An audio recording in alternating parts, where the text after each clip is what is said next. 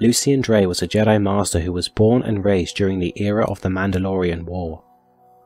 Discarded by his mother due to his lack of farsight, Lucien spent his younger years honing his abilities as a warrior, becoming the top enforcer to his mother's newly created Jedi Covenant, a group of seers who hope to use their powers of farsight to prevent another catastrophe after the Great Sith War waged by Exar Kun.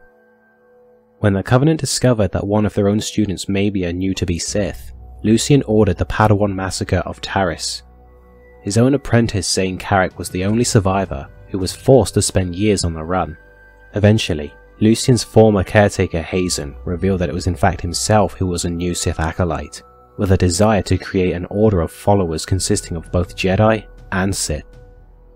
After a heated duel of conflicted emotions, Lucien and Zane were able to defeat Hazen, and Lucien ordered the bombing of his own family estate to finally kill this new threat. Barely surviving the explosion, a now blind Lucien would reform the Covenant and gain his ability of farsight.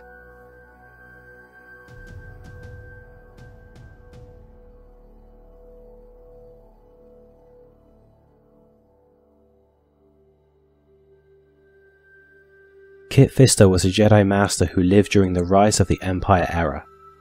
One of the few surviving members of the First Battle of Geonosis, Kit was elected to the position of High General and fought in the Clone Wars for its entirety.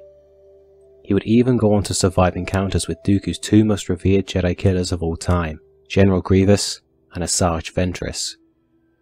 When Anakin Skywalker discovered the terrible truth of Chancellor Palpatine being the Dark Lord of the Sith, Master Fisto was among a handful of Jedi Masters chosen by Mace Windu to confront this newly revealed threat.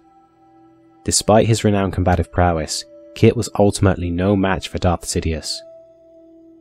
Although he had failed to prevent the rise of the Empire and the Jedi Order's downfall, Kit Fisto was a legendary Jedi Master whose kind-hearted nature and fearsome battlefield prowess was definitely worthy of note and respect.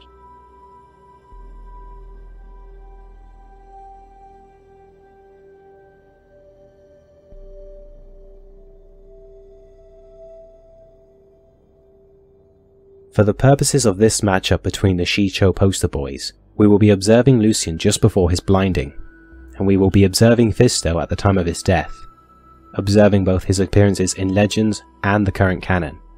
Now let's jump in. Round 1.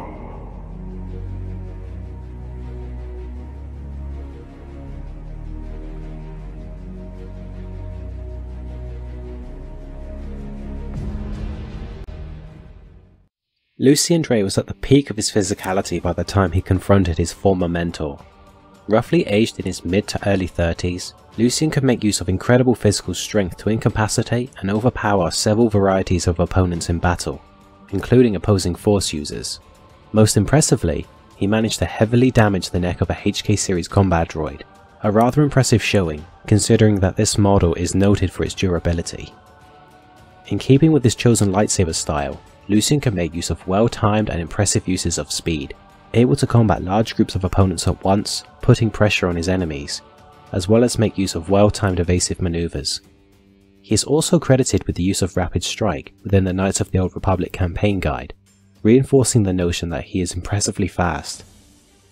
But most of all, Lucien was an incredibly tenacious combatant, capable of fighting through some of the most absurd of injuries.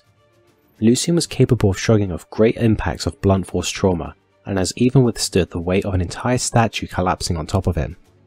In addition, he managed to withstand and keep coming back for more after being subjected to the incredibly high power force blasts from Hazen's gauntlets, a very impressive feat given how these blasts were potent enough to kill lesser Jedi outright.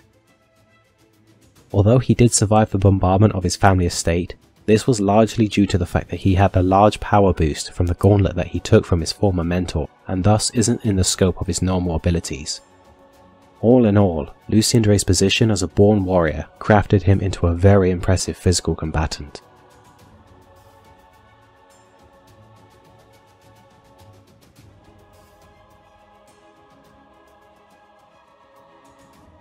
At the time of his death, Kit Fisto was in excellent health and possessed a strong athletic build. At the peak of his physical prime, Kit Fisto's survival of the grueling Clone Wars alone is a testament to his physical prowess. He was most well known for his astounding speed, often being described and perceived as nothing but a blur in the midst of combat, which was no doubt complemented by his mastery of his chosen lightsaber form, but we'll cover more on that later. In addition, he has demonstrated remarkable physical strength, having easily incapacitated opponents with power blows and holding his own against the cybernetic strength of General Grievous. He also possessed formidable resilience and endurance, having participated in several lengthy battlefield engagements, and has withstood physical pummeling from the bounty hunter Dirge, as well as brief exposure to his flamethrower. Finally, as a member of the Nodolin species, Kit Fisto is granted additional boons that he can benefit from. The first was an additional cartilage reinforcing his skeleton, granting a greater degree of durability than the typical human. The rest were attributed to his amphibious nature, allowing him to speak and breathe underwater, webbed hands and feet, allowing for greater swimming capabilities, as well as an ability to read the pheromone signatures of others thanks to his head tendrils, allowing to better predict an opponent's next actions. However, it should be noted that this final trait works best while underwater, and to my knowledge there isn't a documented event of it majorly affecting a fight on land, so its effects are likely limited. Regardless, Kit Fisto's extensive wartime experience and biological traits will be a great benefit to him in any fight.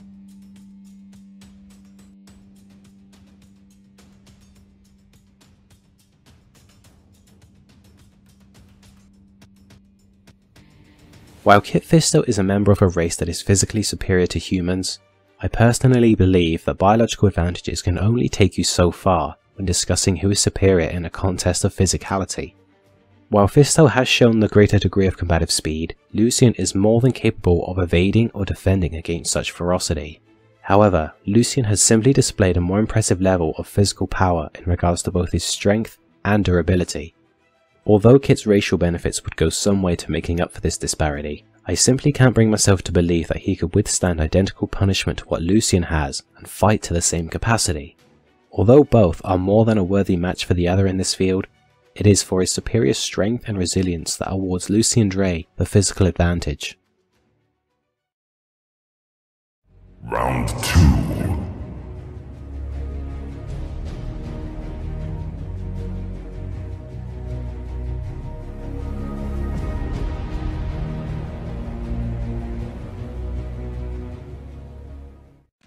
For the sake of this section, I decided to do something a little different.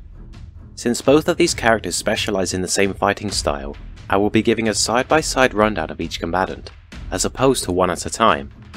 Now let's see how these two stack up. Both Draay and Fisto were renowned for their prowess on the battlefield, as Lucien was known to possess his father's aptitude for combat, and Fisto being highly respected amongst the highest ranks of the Jedi for his skills in battle. Both specialized in the first form of lightsaber combat, also known as Shii Cho. This form was developed to teach initiates the basics of lightsaber combat and blast deflection. When taken to its highest levels, Shii Cho becomes incredibly wild and incredibly fast, granting the user a great deal of unpredictability. Although this style possessed an inherent weakness to single combat, those who were skilled enough could overcome this weakness and engage lone opponents with no issue. Given how this style was required to be mastered before one could develop their own unique fighting form, it comes as no surprise that both Lucien and Fisto could take this form to a remarkable level. In addition, the style also had an emphasis on disarming opponents, which both duelists were exceptionally talented in. Where they differ is in how they applied their use of this chosen fighting form. Kit Fisto was known to possess skills in the acrobatic form Ataru, which he used to grant him an even greater level of overwhelming speed and ferocity into his chaotic fighting style. Thanks to this, he could make use of excellent hand-to-hand combat techniques and implement them into his offensive, in keeping with Ataru. He also possessed some degree of skill with dual blades, courtesy of Ataru's specialized training in this field. During a sparring match with Obi-Wan Kenobi, shortly after the events of Episode 2, Fisto was forced to give himself a disadvantage in speed, just so that Obi-Wan could fight back, and yet Fisto still proved to be the better duelist. By contrast, Lucien Draay's use of Shii Cho was very much the opposite, although just as unrelenting in its use. Lucien often made use of heavy well-timed hits and power attacks, applying his strikes in what appeared to be a fast, yet staggered approach.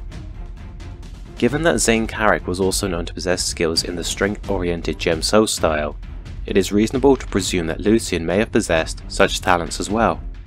This staggered yet rapid and powerful offensive is what has allowed Lucien to fight his way through massive amounts of renowned Mandalorian warriors and HK assassin droids.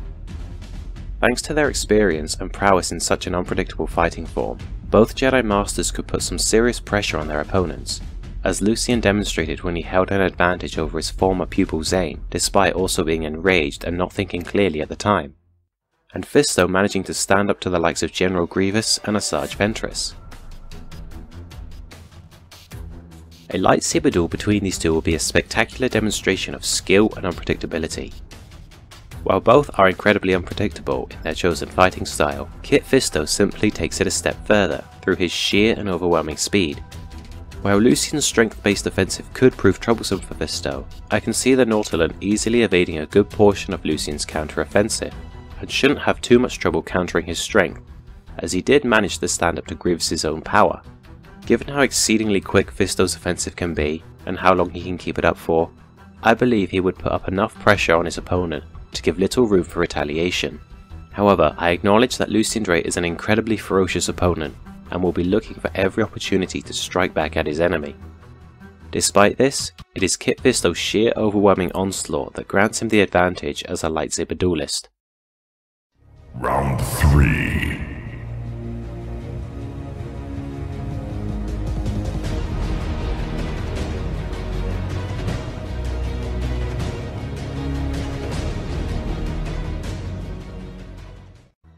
Given his role as an enforcer, Lucien Draay's use of the Force was entirely dedicated to enhancing his effectiveness in battle. Alongside his impressive use of physical augmentation, Lucien has made use of monstrous telekinetic attacks. In multiple instances, Lucien has cleared his proximity with large force waves and completely thrashed his opponents. His telekinetics also had some serious destructive power behind them, capable of damaging the heavily durable armor of HK droids and large stone balconies. Despite his aggressive use of the Force, he could also make a refined or controlled application of his power, such as he demonstrated when he held Zane Carrick and Griff across an entire city, as well as influencing his opposition with simple head nods, removing the need for hand gestures. His defensive talents were also well honed.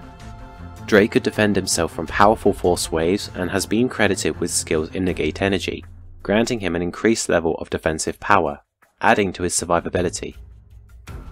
Although his skill set wasn't as broad as some other Jedi, Lucien Draay proved that he possessed a respectable power that could put pressure on a wide array of opponents, and as such was perfect for his role as the watchdog for the Jedi Covenant.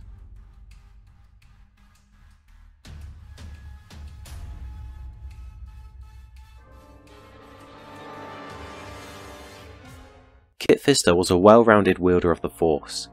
Although he could be seen by many as rather basic in his applications of his power, he's proven his combative effectiveness on numerous occasions.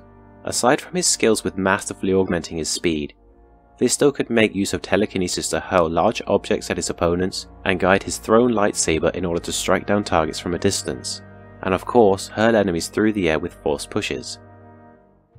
However, Kit Fisto's most impressive uses of the Force came from his aquatic-based powers. Taking advantage of his amphibious nature, Fisto created a unique ability that allowed him to hurl a large bubble reinforced with telekinesis that could easily smash its way through metal and cause severe damage to whatever it struck.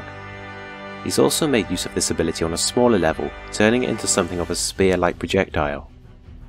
Lastly, he's also been shown using telekinesis to disrupt the movements of multiple underwater vehicles and missiles while submerged. Although his power isn't as impressive as some of the other Jedi of his era, Kit Fisto's creativity and knowledge of the Force granted him a respectable level of combative effectiveness.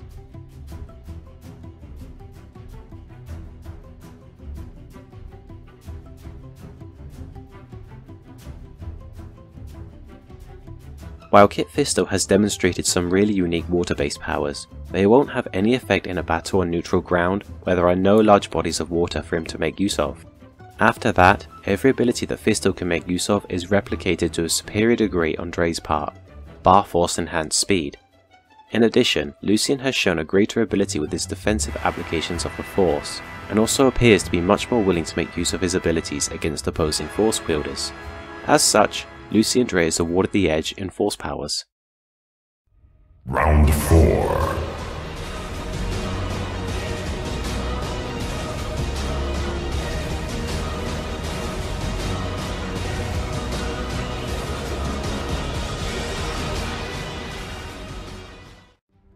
Both Jedi made use of a single standard lightsaber, with similar designs, but no features that would otherwise give an advantage to either against the other. No advantage will be given. Final round.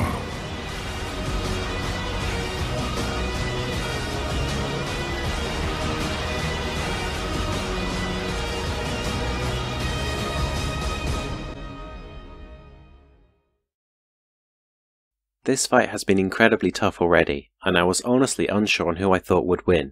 For me, this verdict comes down to either Fisto winning through dueling, or Draay winning through his use of power. Regardless of the outcome, this match is incredibly close, and I would only award a 6 out of 10 advantage to the victor. So the question remains, could Fisto overwhelm Lucien before he gets a chance to retaliate? Given the sheer aggression of their chosen styles, I believe both Jedi would attack each other simultaneously. The ensuing duel would be a marvellous clash of sapphire and emerald blurs as the two employ their aggressive onslaught. At first, they would stand as equals, both unleashing a powerful and chaotic offensive, while hammering each other with devastating physical strikes. But as the fight progresses, Lucien would become more and more pressured over time by Kit's overwhelming speed and unpredictability. Finding little opportunity for a counterattack, Lucien attempts to employ his use of the Force to off-balance his Nautolan adversary, throwing out Force pushes and thrashing the nearby surroundings with his power, needing only one good hit to buy himself the opportunity he needs. However, he finds his efforts wanting, as Fisto ramps up his speed and evades his enemy's attempt at a retaliation, or simply rebounding from the impact of being hurled back. Eventually, through use of evasion and his unrelenting speed, the Nautolan Jedi Master would eventually defeat and cut down his equally worthy opponent. As such, Kit Fisto, the Nautolan Jedi Master, is declared the victor. Well everyone, thanks very much for watching my first Star Wars video in a year. I honestly wouldn't be surprised if anyone disagreed with the verdict on this video, as I was uncertain for quite a while on how this fight would go. Well again, thank you all for watching, and I hope you all enjoyed. Be sure to follow me on Twitter to stay updated, and as always, may the Force be with you.